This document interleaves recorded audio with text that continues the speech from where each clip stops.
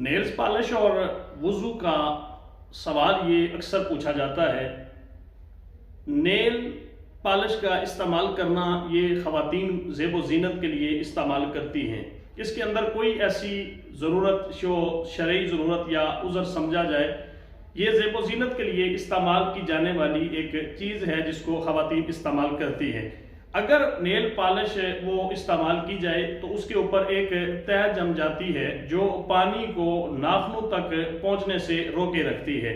وضو یا غسل جنابت کے لیے شرط یہ ہے کہ آپ کا پانی جو ہے وہ جسم کے حصے وضو کے دوران جن اعضاء کو دھونا ضروری ہے، غسل کرتے وقت پورے جسم کا جو ہے وہ دھونا ضروری ہے، تو بال برابر بھی کوئی حصہ خشک نہیں رہنا چاہیے۔ اگر آپ نے نیل پالش استعمال کی ہے تو اس کی ایک تہ جم جاتی ہے جس کی وجہ سے وہ پانی ناخنوں تک پہنچنے میں رکاوٹ بنتی ہے، لہٰذا اس صورت میں وضو نہیں ہوتا۔ وضو مکمل طریقے سے کرنا اور جسم کے ان اعضاء کو جن کا دھونا ضروری ہے، بال کے برابر بھی کسی حصے کا خشک نہ رہنے دینا، یہ تکمیل وضو کے لیے ضروری ہے، اور وضو ادائیگی نماز کے لیے شرط ہے۔ اگر آپ کا وضو مکمل نہیں تو آپ کی نماز نہیں ہوگی۔ ہاں، یہ مسئلہ پوچھا جاتا ہے کہ اگر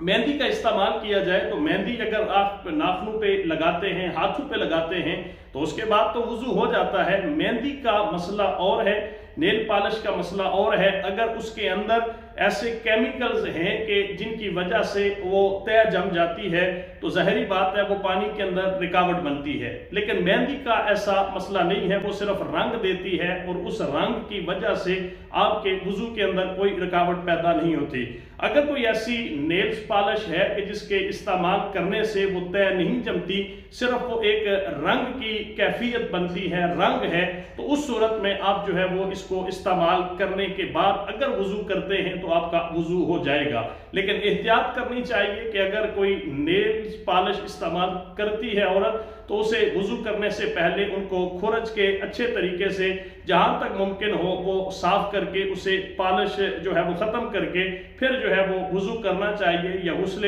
جنابت یا غسل طہارت جو ہے وہ کرنا چاہیے۔ اس سے بچ کے اپنی نمازوں کو ضائع ہونے سے بچانا چاہیے، اس لیے کہ اللہ کی بارگاہ کے اندر مقبول ترین نماز وہی ہے کہ جس کو اچھے طریقے کے ساتھ وضو کر کے خشوع و خضوع کے ساتھ ادا کیا جائے۔